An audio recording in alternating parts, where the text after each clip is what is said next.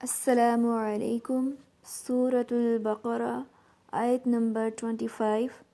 رب اشرح لی صدری ویسر لی امری واحلل عقدۃ من لسانی یفقہوا قولی۔ اعوذ باللہ من الشیطان الرجیم، بسم اللہ الرحمن الرحیم۔ وبشر الذین آمنوا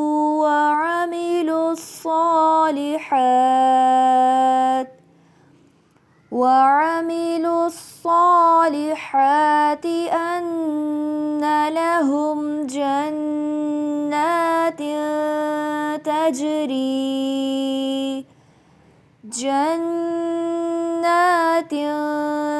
تجری من تحتها الأنهار كلما رزقوا منها من ثمرة رزقا قالوا هذا الذي رزقنا من قبل وأتوا به متشابها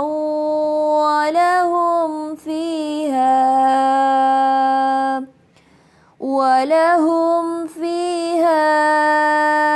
أزواج مطهرة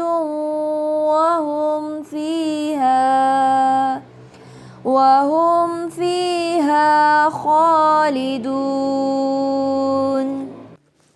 ترجمہ: اور جو لوگ ایمان لائے ہیں اور انہوں نے نیک عمل کیے ہیں ان کو خوشخبری دے دو کہ ان کے لیے ایسے باغات تیار ہیں جن کے نیچے نہریں بہتی ہوں گی۔ جب کبھی ان کو باغات میں سے کوئی پھل رزق کے طور پر دیا جائے گا تو وہ کہیں گے یہ تو وہی ہے جو ہمیں پہلے بھی دیا گیا تھا، اور انہیں وہ رزق ایسا ہی دیا جائے گا جو دیکھنے میں ملتا جلتا ہوگا، اور ان کے لیے وہاں پاکیزہ بیویاں ہوں گی اور وہ ان باغات میں ہمیشہ ہمیشہ رہیں گے۔ معزز سامعین، پھر اللہ تعالیٰ ارشاد فرماتے ہیں وبشر، اور خوشخبری دے دو کس کو؟ الذین، ان لوگوں کو، آمنوا جو ایمان لائے، وعملوا الصالحات، اور انہوں نے نیک عمل کیے۔ تو نیک عمل کون سے نیک عمل ہیں؟ جس میں نمبر 1 نیت اچھی ہو، اور نمبر 2 سنت رسول صلی اللہ علیہ وسلم کے مطابق ہو۔ معزز سامعین، عمل صالح کے لیے ہمیں اخلاص چاہیے اور علم چاہیے۔ جب تک علم نہ ہو انسان عمل نہیں کر سکتا۔ امام بخاری نے اپنی کتاب میں ایک باب باندھا ہے، العلم قبل القول والعمل، بات اور کام سے پہلے علم ضروری ہے۔ آپ کوئی بات کریں وہ صحیح ہے یا نہیں تو اس کے لیے کیا معیار ہے؟ ہمیں علم ہونا چاہیے۔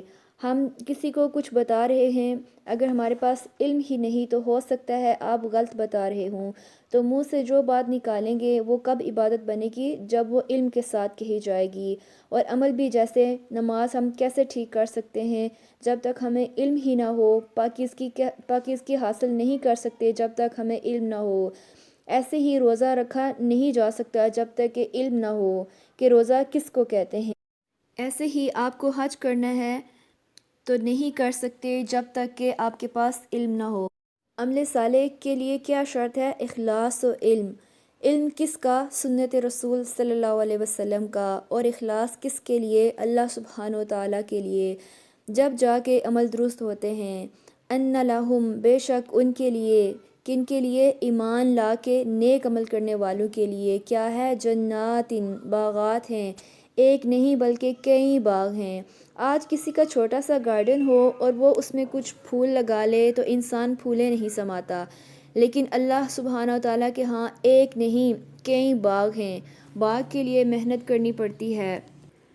دنیا میں بھی گارڈن کو وقت چاہیے ہوتا ہے، اور جو لوگ وقت نہیں دیتے ان کا گارڈن پھر خراب ہو جاتا ہے۔ معزز سامعین، اسی طرح آخرت کی جنت پانے کے لیے کہاں کام کرنا ہے؟ آج دنیا میں کام کرنا ہے، دنیا میں محنت کرنی ہے۔ تجری من تحتها الانہار، اور اس باغ میں چشمے بھی جاری ہیں، نہریں بھی چلتی ہیں۔ اور نہریں جس طرح باغ میں صرف وہاں پتے نہیں ہوں گے، پھل بھی ہوں گے۔ اسی طرح نہروں میں صرف پانی نہیں ہوگا، دودھ اور شراب بھی ہوگی، یعنی وہ صرف دیکھنے کے لیے خوبصورت چیز نہیں۔ دنیا کے بہت سے باغ صرف انسان دور سے دیکھ کر بس خوش ہوتا ہے، نہ اس میں کچھ کھانے کی چیز ہے اور نہ پینے کی، لیکن جنت کے باغ میں کھانا بھی ہے، پینا بھی ہے اور خوبصورتی بھی ہے۔ کلما، جب بھی، رزقو، وہ رزق دیے جائیں گے، منہا، اس میں سے، من ثمراتن، پھلوں میں سے، رزقاً، اہتمام کے ساتھ جو رزق دیا جاتا ہے، یعنی جنت میں ان باغوں میں پھل ہوں گے، ان کو وہ دیے جائیں گے۔ قالو، تو ایک دم ان کا ریئیکشن کیا ہوگا؟ ھذا الذی رزقنا من قبل، یہ تو ہم نے پہلے بھی کھائے تھے، لیکن وہ صرف ظاہری مشابہت ہوگی۔ وَأُتُوا بِهِ مُتَشَابِہًا، کیسے ظاہری مشابہت؟ ان کی شکل، رنگ اور اس کا سائز یا اس کا ٹچ، وہ ایسے لگے گا جیسے وہ وہی ہے جو پہلے بھی تھا، لیکن جب وہ کھائیں گے تو ان کا ٹیسٹ مختلف ہوگا۔ وَلَهُمْ، اور ان کے لیے، فیہا، اس جنت میں، پاکیزہ بیویاں ہیں، عورتوں کے لیے نیک مرد اور مردوں کے لیے نیک عورتیں۔ معزز سامعین، یہاں پر خاص طور پر جو ان کی خوبی بیان کی گئی ہے وہ ہے مطہر، یعنی پاکیزہ، صاف ستھرے، ظاہری اور باطنی دونوں طرح سے، کوئی نفرت نہیں، حسد نہیں، بغض نہیں، کسی کے خلاف کوئی دل میں میل نہیں، خوشی ہی خوشی۔ وَهُمْ فِيهَا خَالِدُونَ، اور سب سے بڑی بات یہ کہ وہ ہمیشہ رہیں گے، وہاں سے نکلنا ہی نہ چاہیں گے، ایک منٹ کے لیے بھی ادھر ادھر نہیں ہونا چاہیں گے، اسی جنت میں رہنا چاہیں گے۔ خالدون میں آپ دیکھیں کہ حدیث میں آتا ہے، جنت اور جہنم میں جانے کے بعد ایک فرشتہ اعلان کرے گا، اے جہنمیو، اب موت نہیں آئے گی، اور اے جنتیو، اب موت نہیں آئے گی۔ جو فریق جس حال میں ہے ہمیشہ رہے گا۔ اور ایک روایت میں یہ بھی آتا ہے کہ اگر اہل جنت خوشی سے مر سکتے تو مر جاتے، یہ خبر سن کر، یعنی کہ آخری درجہ کیا ہوتا ہے کسی خوشی کا، کہ ایک خوشی کی خبر سن کر کہ انسان ختم ہو جائے، اس کو شوق لگ جاتا ہے۔ اہل جہنم غم سے مر جاتے، لیکن وہاں موت کسی کے لیے بھی نہیں ہے، موت کو ذبح کر دیا جائے گا، ختم کر دیا جائے گا، اب ہمیشہ ہمیشہ کی زندگی شروع ہو گئی ہے۔ اور یہ ہے وہ جگہ جہاں کے لیے اللہ نے اپنے بندوں کو پیدا کیا ہے، کہ زمین بنائی ہے، انسان کو پیدا کیا، اپنی پہچان کرائی، پیغمبر بھیجے، یاد دہانی کرائی، عبادت کا حکم دیا، طریقے بتائے، اب کیا چاہا کہ یہ کر کے آؤ میرے پاس۔ اور پھر یہ ہے وہ جگہ جو اللہ سبحانہ وتعالیٰ کی تخلیق کا ماسٹر پیس ہے۔ جنت کیا ہے؟ یعنی باقی تخلیق بھی بہت پیاری ہے، آسمان و زمین بھی اسی نے بنائے ہیں، لیکن جو سب سے خوبصورت چیز ہے وہ کیا ہے؟